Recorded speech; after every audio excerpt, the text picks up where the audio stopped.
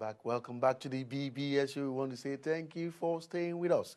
Like we promised, when we promise, we do deliver. Today, we are privileged to have the African Immigrants Welfare Advisory Service chieftains live in our studio. They offer free professional and confidential advice on children and education, migrant workers in the UK, their rights, employment advice and support, complaints, consumer rights and advice, and a whole lot of issues that we're going to be touching on this morning. Ladies and gentlemen, watching us this morning, I would like to introduce to you the chieftains of AIWAS. Ms. Popola to my left, how are you? Good morning. Very good morning to you. I'm fine. Nice to have you, Mr. Afuye. You're most welcome. Thank you so much. Mr. Dudley, how are you, sir? That's me, not bad, thank you. Yeah. Nice to have you. Tell us, a lot of people don't know about the African Immigrants Welfare Advisory Service, and I know it's a wonderful opportunity for having you this morning, for you to really explain what is AIWAS. Tell us what it's all about. AIWAS is African Immigrants Welfare Advisory Service for African immigrants in the United Kingdom. We work to provide assistance and support to Africans in the United Kingdom. We are there to sort of give a signposting or referral service to whoever needs it. Although we've said it's for African immigrants in the United Kingdom, but we have in the past given advice to non-Africans and non-immigrants. So we are there to advise everybody really who needs specific advice or information.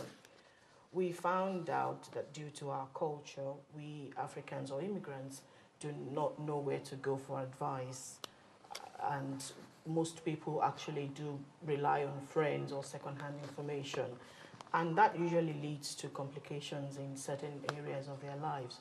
So this project is designed to help African immigrants in the United Kingdom access advice that is beneficial to them. Okay, what brought about this kind of service? I mean, I know it's a charity, and you know, something will have prompted it. Do you want to let us know? Well, in the last few years and in the course of my work, I have come across lots of Africans, lots of immigrants who don't know what to do when they have a problem. And that's why African Immigrants Welfare Advisory Service was set up to help advise and assist. Okay. Okay, Mr. Afuye, let's talk about the issues that we have now. You said you can offer professional and confidential advice on children and education, migrant water rights in the UK. How do people know their rights as migrants? Yeah, that's the thing. That's why we're here. People don't actually know their rights. Not everybody, but most people don't, because they assume. And in the position where they're assuming, they don't go forward to seek advice on what to do. They mostly take the wrong step. But if they come to us, we can put them through to say, in the area of education, we see most Africans coming into the country with degrees, with certificates, but they end up not using most of these things. They do odd jobs.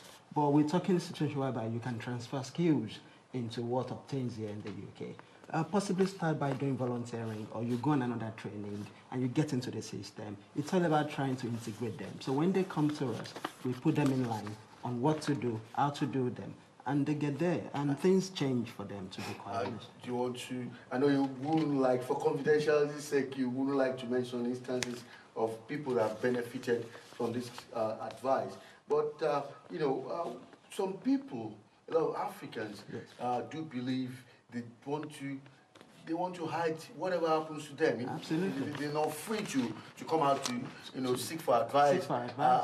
How do you get people to come out and, you know, talk about the problems that they have? We raise awareness campaigns. We use word of mouth. We go to churches. We go to community-based centers, African community-based centers, to announce what we do. If anybody in this congregation, if anybody in this organization has got one or two problems peculiar to what we tackle, come and give us the shout. We will give you confidential advice. Okay, Mr. Dudley, let's talk about housing, rent arrears, repair homelessness. People who are into this category, who because of their status, they can't go to the authorities. They feel probably they will be deported or something. What have you got to do with that? Well, housing is cardinal to anybody's life. You need to live somewhere. And the importance of housing is so enormous that it's a main worry for people. African immigrants who come into the United Kingdom need to be aware of the fact that they don't have recourse to public funds depending on their immigration status. If, for instance, they have recourse to public funds, which means they have indefinite leave to remain in the country, then access to social housing by way of local authority housing, and in some instances, housing association housing, then that's fine for them. Don't forget that sometime you'll have to be on the waiting list for so long. On the other hand, without recourse to public funds, which means you don't have access to government funding, then one is left with housing in the private sector. That's really depending on private landlords. And as such, all sorts of problems arise. People don't know their rights. Landlords ask them to leave, and then they leave abruptly. It is the kind of problem that we want to try and solve people. The fact that you don't have recourse to public funds does not mean that you cannot access housing, and you need to know your rights when you access housing. You need to know your rights and not be treated roughly by landlords. Those are the kind of issues that we deal with. And where recourse to public funds, where one has recourse to public funds and has accessed local authority housing, you still have rights. We can advocate for you, we can support, we can advise.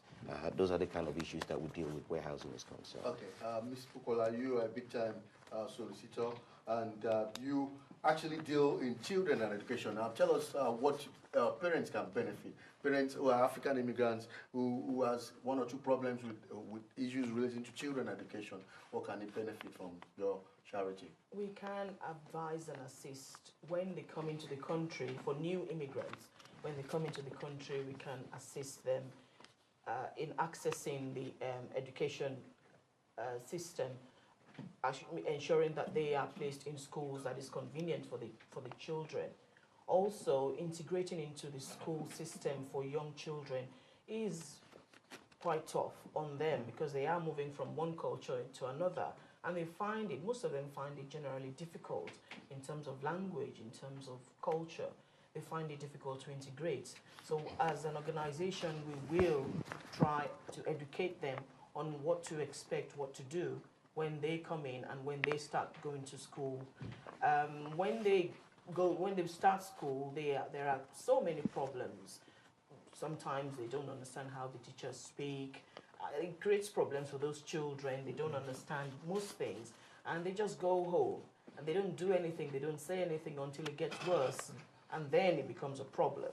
We also have issues where we feel that certain children are either being picked on because they are immigrants, or they're not treated fairly, either by their peers or even by the school. They may not know how to deal with foreign children. As an organization, if there is a problem, come to